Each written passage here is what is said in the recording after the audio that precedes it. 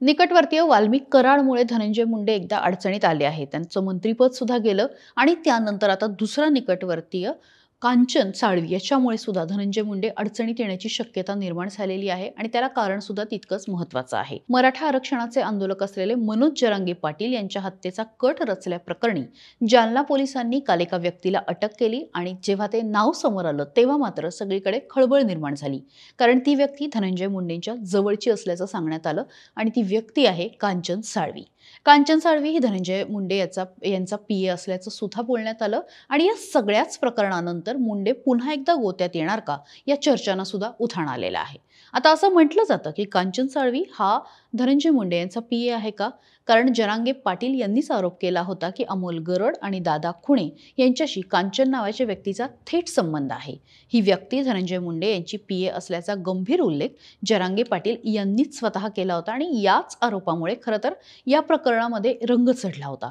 जरांगे यांच्या म्हणण्यानुसार त्यांना संपवण्याचा कट रचला गेला होता आणि या प्रकरणामध्ये धनंजय मुंडे यांचा सुद्धा हात असल्याचं त्यांनी म्हटलं होतं. यानंतर मुंडे यांनी स्वतंत्रपणे पत्रकार परिषद घेतली आणि हे सगळे आरोप फेटाळले. स्वतः जरांगे पाटलांनी पत्रकार परिषद घेत असताना आपल्या हत्येची सुपारी धनंजय मुंडेंनी दिली असा आरोप केला होता आणि त्यानंतर मुंडेंनी त्यांना उत्तर दिलं होतं. मात्र या प्रकरणामध्ये मनोज जरांगे यांनी केलेले आरोप हे जास्त गंभीर होते.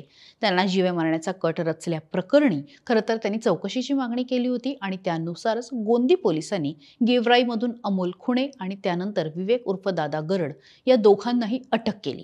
कोर्टाने या दोनही आरोपींना 5 दिवसाची पोलीस कोठडी सुनावली होती आणि या 2 आरोपींपैकी अमोल खुणे हा मनोज जरांगे पाटील यांचा समर्थक असल्याचं सुद्धा सांगितलं गेलं.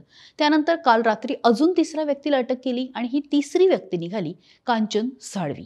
काल रात्री उशिरा जालना पोलिसांनी कांचन साळवी याला चौकशीसाठी पहिल्यांदा ताब्यात घेतलं. त्याची चौकशी केल्यानंतर या संपूर्ण प्राथमिक चौकशीमध्ये त्याची भूमिका स्पष्ट झाली आणि त्यानंतर पोलिसांनी त्याला अटक केली. आता या अटकेमुळे पोलीस तपासामध्ये अमोल खुणे, गरड आणि आता साळवी या तिघांच्या संबंधाची सुद्धा चौकशी होईल.